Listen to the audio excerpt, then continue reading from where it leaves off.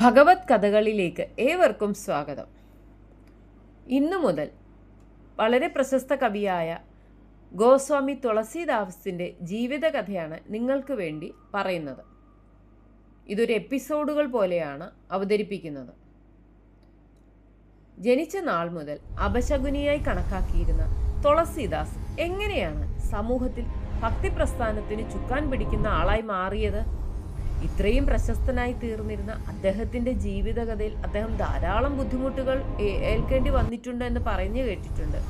അത് എന്തൊക്കെയായിരുന്നു? നമുക്കൊന്ന് നോക്കിയാലോ.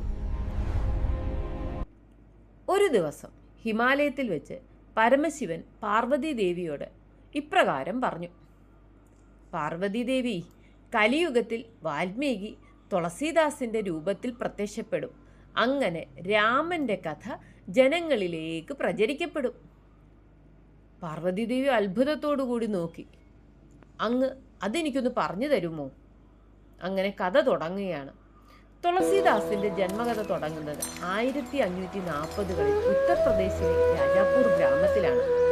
അവിടുത്തെ ബ്രാഹ്മണനായ ആത്മാറാം ദുബെയുടെയും ഹൽസി ദേവിയുടെയും മകനായി യമുനയുടെ തീരത്തുള്ള ഗ്രാമത്തിലാണ് തുളസീദാസ് ജനിച്ചത്. 1532 ആഗസ്റ്റ് 15-ാം തീയതിയാണ് തുളസീദാസിന്റെ ജനനമെന്നാണ് പറയുന്നത്. തുളസീദാസിന്റെ ജനനം വളരെ അപൂർവതകളും അത്ഭുതങ്ങളും ഉണ്ടായ ഒന്നാണ്.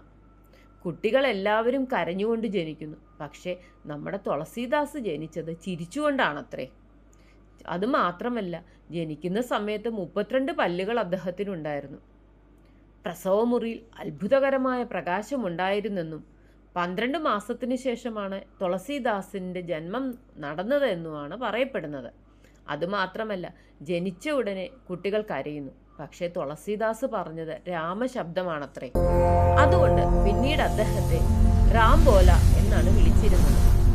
ആത്മാറാം എന്ന തുളസീദാസിന്റെ പിതാവ് പുത്രന്റെ ജനനം സമയത്ത് ജാതകം എഴുതിക്കുകയുണ്ടായി.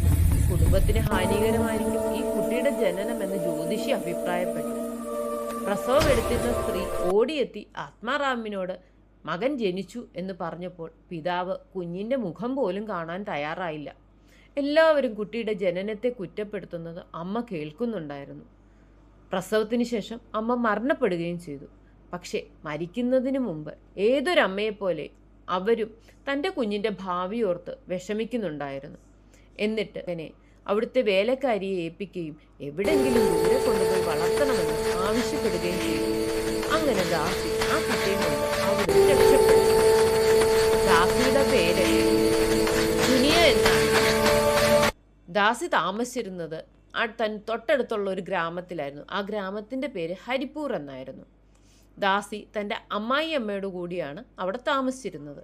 ഈ കുട്ടിയുമായി അവിടെ എത്തിയ ദാസിയെ കണ്ട് ഇതെവിടുന്നുള്ള കുട്ടിയാണെന്ന് അമ്മായിയമ്മ അന്വേഷിക്കുന്നു. അപ്പോൾ താൻ ജോലി ചെയ്തിരുന്ന വീട്ടിലെ ആളുടെ മകനാണെന്ന് പറയുകയും അമ്മ മരിച്ചു പോയതുകൊണ്ട് തന്നെ നോക്കാൻ ഏൽപ്പിച്ചതാണെന്ന് പറഞ്ഞ് ദാസി ആ കുട്ടിയെ വളർത്താൻ തുടങ്ങി. 5 വർഷത്തോളം ദാസി രാംബോലായെ വളരെ ശ്രദ്ധയോടുകൂടി പരിപാലിച്ചു. 5 വർഷത്തിന് ശേഷം ഒരു ദിവസം പാമ്പുകടിയേറ്റ് ചുനിയ മരിക്കുന്നു. അതോടുകൂടി അമ്മായിയമ്മ രാംബോലായെ വീട്ടിൽ നിന്ന് അടിച്ചിറങ്ങി. അവരുടെ ദൃഷ്ടിയിൽ ഈ കുട്ടി നാശവും കൊണ്ട് കയറി വരുന്ന കുട്ടിയാണത്രേ. പിന്നീട് ഈ കുട്ടി എങ്ങനെയാണ് ജീവിച്ചത്? അങ്ങനെ അപശകുനമായി മാറിയിരുന്ന ഈ കുട്ടിയുടെ അടുത്തുള്ള ജീവിതത്തെക്കുറിച്ച് അടുത്ത എപ്പിസോഡിൽ നമുക്കറിയാം. എങ്ങനെയാണ് പിന്നീട് അദ്ദേഹം പ്രശസ്തനായി തീർന്നത്? ഇതൊക്കെ അടുത്ത് വരുന്ന എപ്പിസോഡുകളിൽ നിന്ന് നമുക്കറിയാൻ സാധിക്കും. എല്ലാവർക്കും കഥ ഇഷ്ടപ്പെട്ടുവെങ്കിൽ സബ്സ്ക്രൈബും ലൈക്കും ഷെയറും ചെയ്യണം. അതുമാത്രമല്ല, നിങ്ങളുടെ ഏത് അഭിപ്രായവും അറിയിക്കാൻ മടിക്കരുത്. നമസ്കാരം.